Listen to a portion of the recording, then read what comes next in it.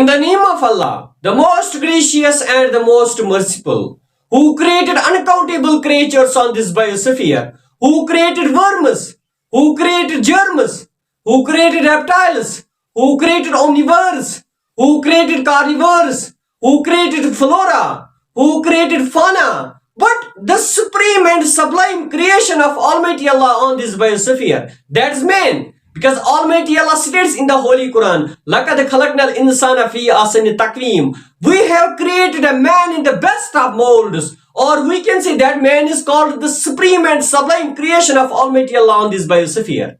My dear viewers and listeners, I welcome you again with the Islamic greeting. Assalamu alaikum wa rahmatullahi ta'ala wa barakatuhu. My dear viewers and listeners, today we will discuss two more auxiliaries, will and shall. Now at first we will discuss about the modal auxiliary shall. The first point, in assertive sentences, shall with the first person expresses simple future. Or we can say that in assertive sentences, shall in the first person simply gives the information about the future action. For example, we shall go to Delhi tomorrow. We shall go to Delhi tomorrow. In this sentence, the word shall express the simple future. One more example, I shall be 11 next month.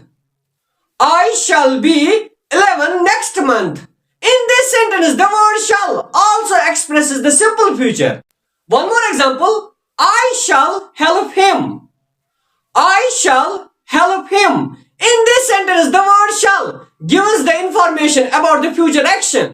One more example, I shall be rewarded.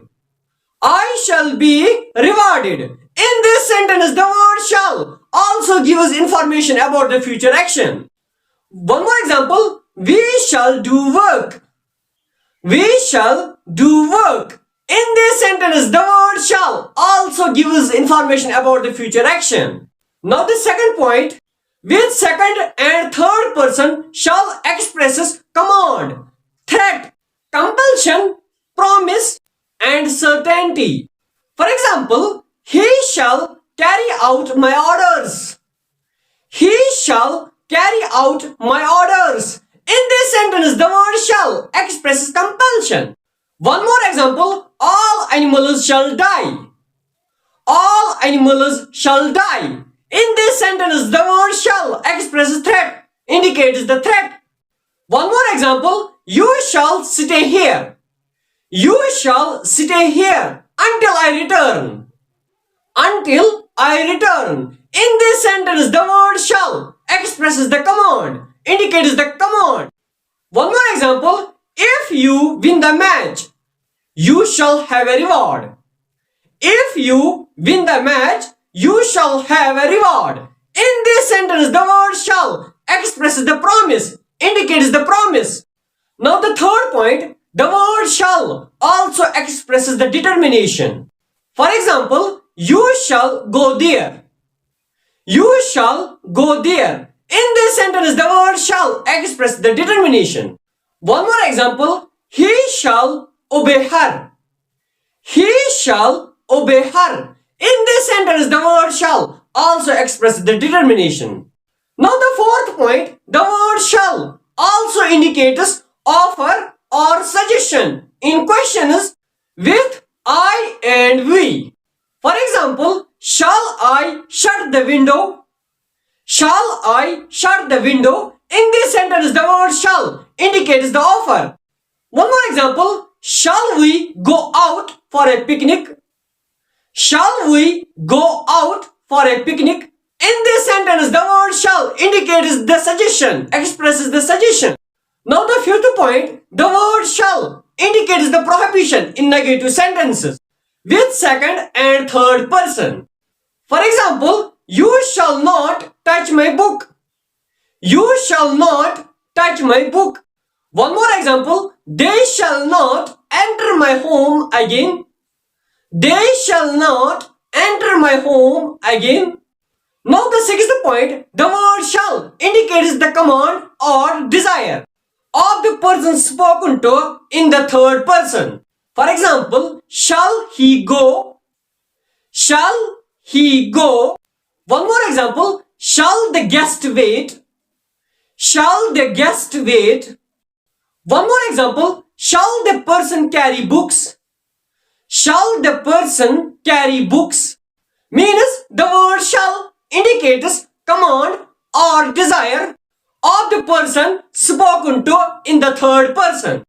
Now we will discuss one more modal auxiliary, that is will.